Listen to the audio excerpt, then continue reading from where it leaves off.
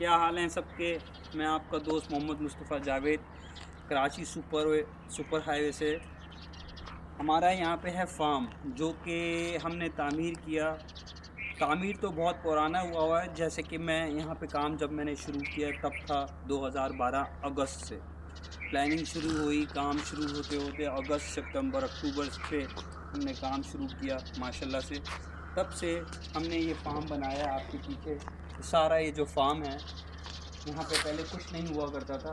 छोटी छोटी सी दीवारें थी, पौधे वगैरह कुछ नहीं थे। There is no plants, no development. But when we had start this from October, we have start our development to the farm for the farm.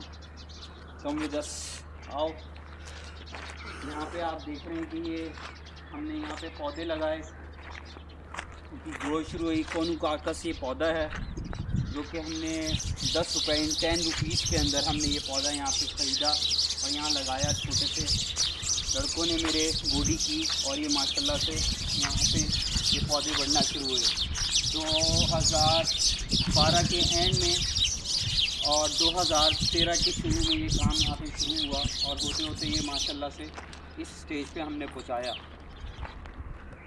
काम करते करते हमने फिर इस फार्म की दीवारें ऊंची करवाई, यहाँ पे सफाई का ख्याल रखा, एचएससी का ख्याल रखा, जानवर को किसी चीज़ का नुकसान ना पहुँचे, किसी चीज़ का हमें यहाँ किसी भी चीज़ से ज़रिया से हमें जानवरों को कोई नुकसान ना पहुँचे। और क्या कहते हैं, अपना सफाई का बहुत ज़्यादा ख्याल रखा, क्योंकि हमारा जो फार्म है हमने बेसिकली थोड़ा एचएससी की भी तरफ हम जा रहे हैं आहिस्ता आहिस्ता, क्योंकि जानवर जो चीज़ मांगता है वो बहुत ज़्यादा सफाई भी मांगता है। अच्छा पलने वाला जानवर, अच्छा दूध देने वाला जानवर, उसके लिए सफाई रखना ज़रूरी है, उनको खुला एनवायरनमेंट देना ज़रूरी है।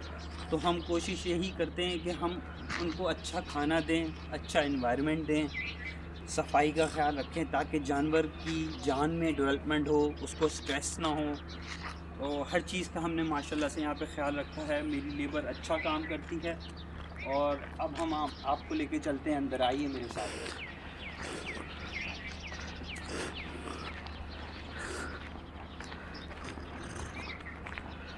ये मेन एंट्रेंस है हमारे लाइव स्टॉक एरिया की, जो हमने यहाँ पे दरवाज़ा लगाया। पहले यहाँ दरवाज़ा भी नहीं था, छोटी सी ग्रिल टाइप थी। अब माशाल्लाह से इस तरह आप देख रहे हैं, आप दीवारें ऊँची कर रही हैं, थोड़ा सा काफ़ी काम हमने किया। अब सिलसिला ये है कि हमने अपने काम को 4 हिस्सों में बांटा हुआ है फ़िलहाल। वो ऐसे कि उस तरफ हमने अपना गोट्स के लिए और शीप्स के लिए हमने वहाँ पे बकरों और दुम्बों के लिए पौधे उगाए हुए हैं, जो कि 4 किस्म के प्लांट्स हैं। इसमें जौ प्लांट है, इसके अंदर बरफ़ीम है, काला लुसन है, जंतर है। 4 आइटम हमने उन पौधों के लिए बकरों के लिए वहाँ पे उगाएँ। अब आए मेरे पीछे, हम आपको फार्म दिखाते हैं अपना अंदर से।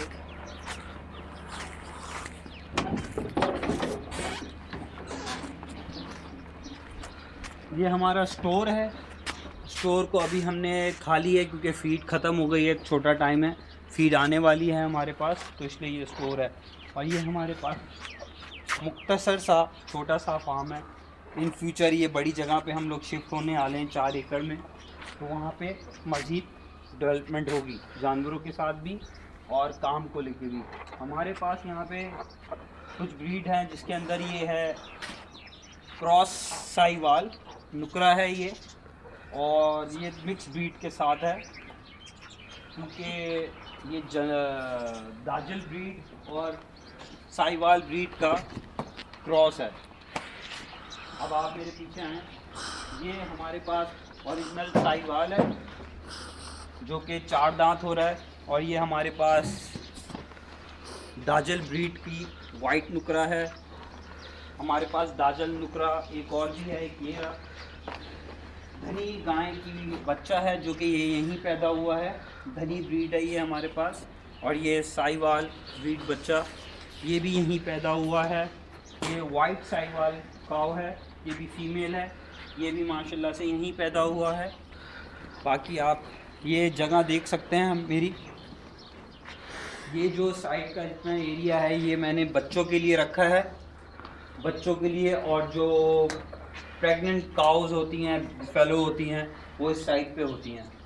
उसके अलावा इनकी जो प्लानिंग होती है, खाना वाना होता है, वो उस साइड पे होता है, और मेल सेक्शन उस साइड पे होता है, वहाँ पे वो खाना खाते हैं मेल जानवर हमारे। और बच्चे इस लाइन में खाते हैं खाना, सारे बच्चे इस साइड होते हैं। ये मेरे पास जो साहिवाल ब्रीड है, इस पर हम लोग बहुत मेहनत कर रहे हैं। साहिवाल ब्रीड और साहिवाल नुकरे ब्रीड, दो चीज़ों के ऊपर हम लोग काम कर रहे हैं। जो हमारे पास इस टाइम एक ये साहिवाल मेल है हमारे पास। इसके अलावा आप देख सकते हैं हमारे पास 6 से 7 साहिवाल गायें हैं, जिसमें से 2 क्रॉस हैं और बाकी जेन्युइन साहिवाल हैं। हमारे पास 2 भैंसें हैं और एक साहिवाल ब्लैक में है जो कि बच्चा है, और 2 हमारे पास मेल भैंसें हैं बफेलोज। ये साहिवाल एक बच्चा है, ये भी यहीं पैदा हुआ है। इसी तरह ये नुकरी है, ये यहाँ पैदा हुआ है। ये सारे के सारे बच्चे, और शुरू में वो स्टार्ट हुए जो जितनी भी बच्चे खड़े हैं फीमेल साथ खड़ी, वो सारी की सारी यहीं पैदा हुई हैं। ये प्रोडक्शन में है। ये शुरू की 4 गायें जो जिसके अंदर सिंधी है, थरी गाय है। इसमें हमारे पास रोजन नस्ल की गाय हैं। इसके अंदर हमारे पास दाजल फीमेल है, बड़ी दाजल फीमेल है ये बड़ी, और ये रोजन नस्ल है हमारे पास, और ये थरी है, और ये क्रॉस साहिवाल है। क्रॉस साहिवाल है हमारे पास, थरी गाय है, रोजान नस्ल है, और हमारे पास माशाल्लाह से ये लंबी चौड़ी दाजल है। और ये क्रॉस साहिवाल एक हमारे पास ये भी है, ये भी बड़ी नस्ल में है। ये है बेसिकली क्रॉस, ये भी क्रॉस साहिवाल है, कद में माशाल्लाह से अच्छी है। इसी तरह ये हमारे पास एक मेल है, स्मॉल बफेलो है, जो कि अब स्मॉल नहीं है, ये कद में छोटा है, मगर ये माशाल्लाह अच्छा जानवर है। इसी तरह ये हमारे पास भैंस है और एक भैंस है, और ये सारी साहिवाल ब्रीड बैठी है। आप ये देख सकते हैं, ये हमारे पास दाजल नस्ल की नुकरी है, जो कि हम लोग नुकरी से जो फीमेल्स अपने ले रहे हैं, फीमेल से हम लोग जो बच्चे ले रहे हैं, उससे ये एक माशाल्लाह से एक फ़ीमेल हमारे पास ये पैदा हुई है, और एक फ़ीमेल हमारे पास ये पैदा हुई है, छोटी बेबी। इसी तरह साहिवाल के हमारे पास कोई 5 बच्चे हैं, 5 बच्चे साहिवाल नस्ल को हम लोग ग्रो कर रहे हैं। इसी तरह ये थरी एक बच्चा पैदा हुआ है, जो कि थर फीमेल से हुआ था, जो थरी थी।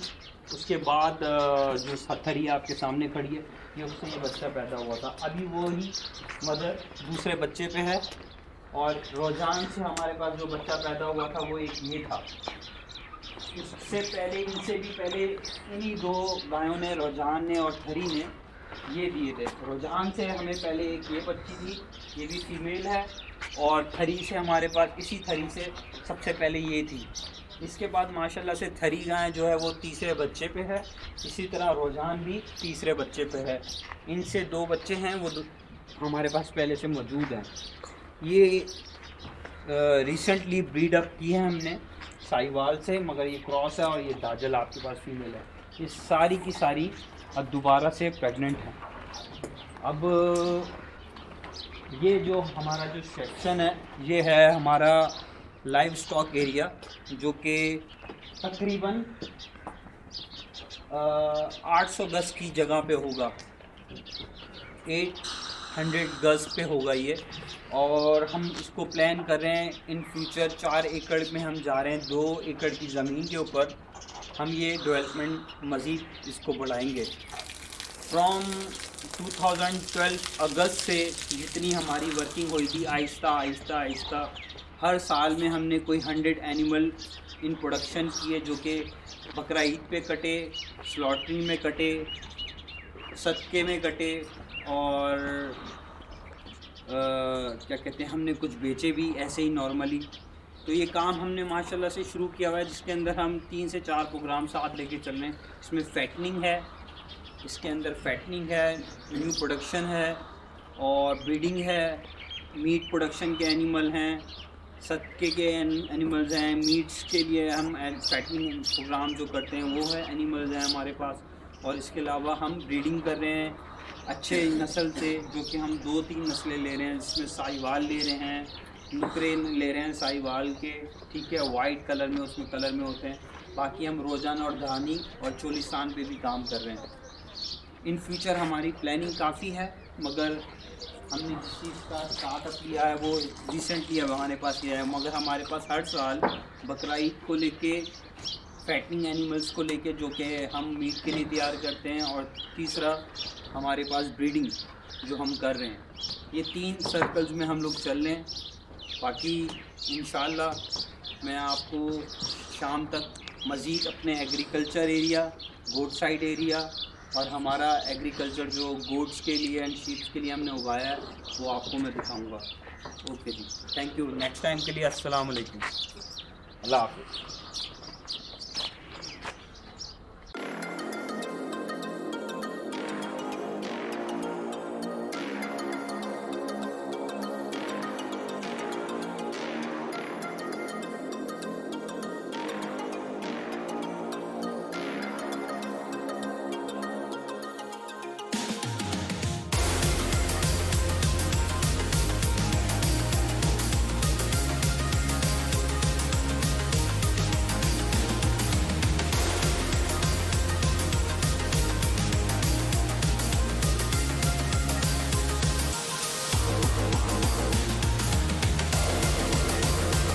Everyone, this is Mustafa live again from Super Highway, Karachi Bull Mart Farm.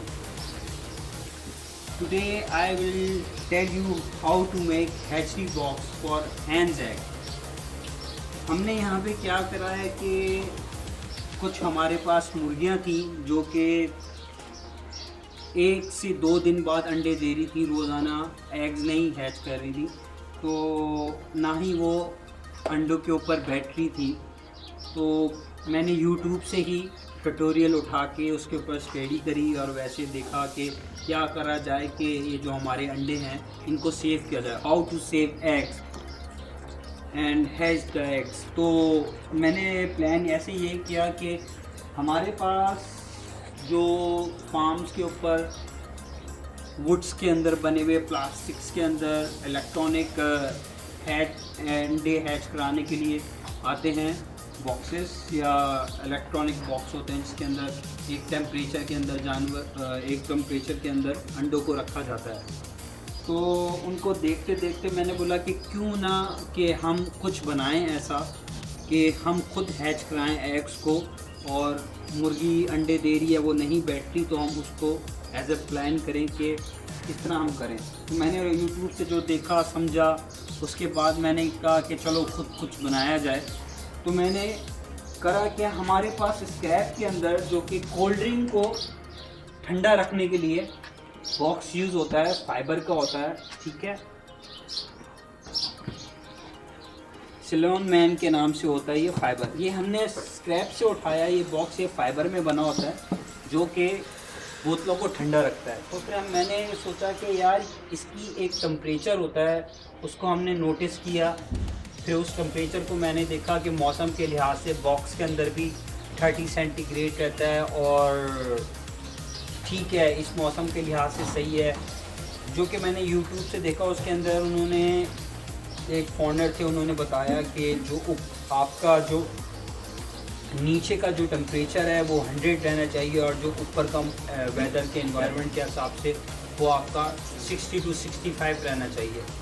तो फिर मैंने एक फाइबर का बॉक्स लिया और उसका टेम्परेचर नोटिस किया, तो उसका टेम्परेचर था कोई 28 to 27 सेंटीग्रेड बाहर का, ठीक है। तो उसके बाद मैंने ऐसे प्लान किया कि मैंने एक फ़ाइबर का बॉक्स लिया, उसके अंदर का टेम्परेचर देखा जो कि 30 था, और उसके बाद मैंने वहाँ से एक होल बनाया, और होल बना के मैंने एक 25 वाट का 25 वाट का बल्ब मैंने इसके अंदर इंस्टॉल किया।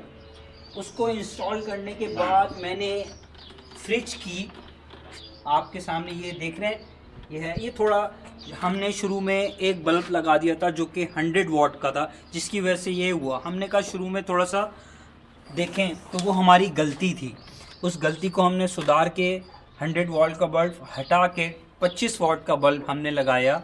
स्क्रैप से हमने फ्रिज की ग्रिल ली जिसके ऊपर हमने अपने 40 एग्स रखे, एक सहारा यहाँ से दिया ग्रिल के नीचे से। आपने करना क्या होता है कि आपने इस डब्बे के अंदर नमी पैदा करनी है। अब नमी पैदा करने के लिए आप एक बॉल लें और एक फोम ले लें, कोई भी किसी भी किस्म का फोम जो कि पानी को ऑब्ज़र्व करता हो, ठीक है।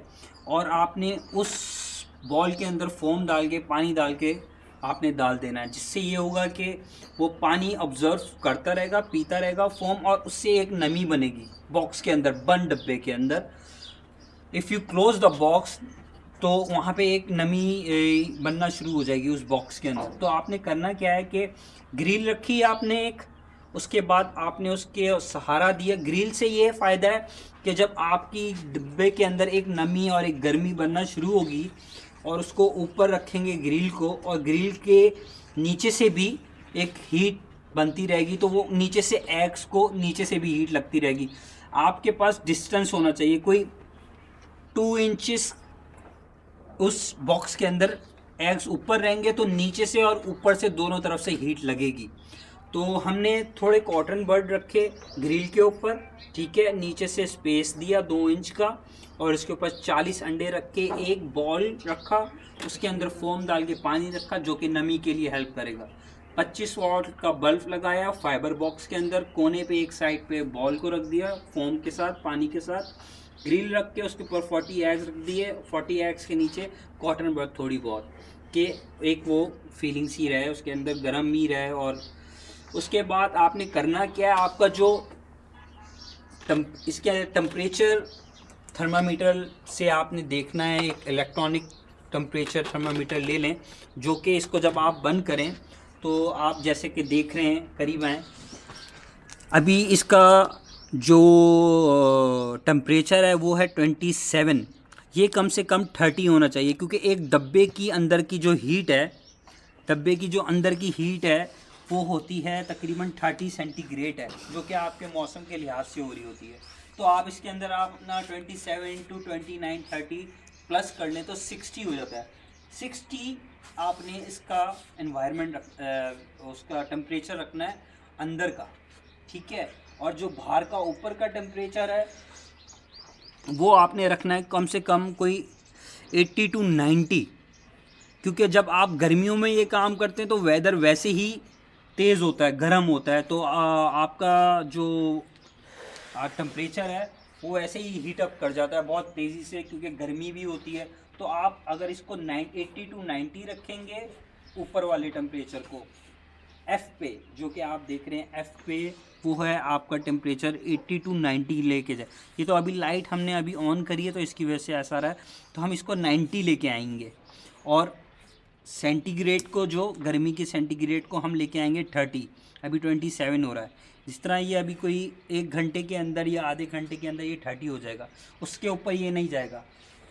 आपने 25 वॉट का बल्ब ही लगाना है, चाहे वो एनर्जी, हमने तो एनर्जी सेवर यूज़ किया है। एनर्जी सेवर की इतनी हीट हो जाती है कि ये 30 तक आराम से आ जाता है। तो आपने कोशिश यही करनी है एनर्जी सेवर यूज़ करें। बल्ब की हीट बहुत ज़्यादा है, मैंने जो देखा कि बल्ब की हीट इतनी हो जाती है, चाहे आप 10 वॉट का बल्ब लगा लें, आप 25 वॉट का, मगर आपने उसको एक पूरा दिन छोड़ दिया या आधा दिन छोड़ दिया, वो भी हीट कर जाएगा बहुत ज़्यादा, उसका टेम्परेचर रेज हो जाता है, आपको पता नहीं चल पाता। एनर्जी सेवर का जो बल्ब है जो कि ऑरेंज कलर में है, वो आपको फ़ायदा ये देगा कि उसकी हीट इतनी नहीं जाएगी ऊपर, ना ही ऊपर नीचे डिस्टर्ब नहीं करेगी आपको। एक कंसीडर हीट एक टाइम पे आके ना वो वहीं तक रुक जाएगी। तो इसके अंदर मुझे एनर्जी सेवर के बल्ब से फ़ायदा ये हुआ है कि वो 30 से ऊपर नहीं जाता, 29 28 30 से ऊपर उसकी हीट जाती नहीं है। पूरे दिन में एक बार आपने रेस्ट देना है, लाइट ऑफ कर दें उसको, लाइट ऑफ करके एक दिन 1 घंटा 2 घंटा उसको लाइट को बंद कर दें, ताकि, क्योंकि जब मुर्गी भी अपने अंडों से उठती है तो थोड़ा सा वॉक करना ये वो छोड़ती है वो थोड़े उसके लिए, तो आपको थोड़ा सा स्पेस देना पड़ता है, टाइम स्पेस देना पड़ेगा आपको। उसके बाद आप इंशाल्लाह ताला, इससे पहले हुआ ये कि मैंने इससे पहले भी ये एक्सपेरिमेंट किया था, जिससे मेरे पास 14 बच्चे अंडे से बाहर आए हैं, वो भी मैं आपको अभी दिखाता हूँ। ओके, चलें आएँ, आपको वहाँ लेके चलें।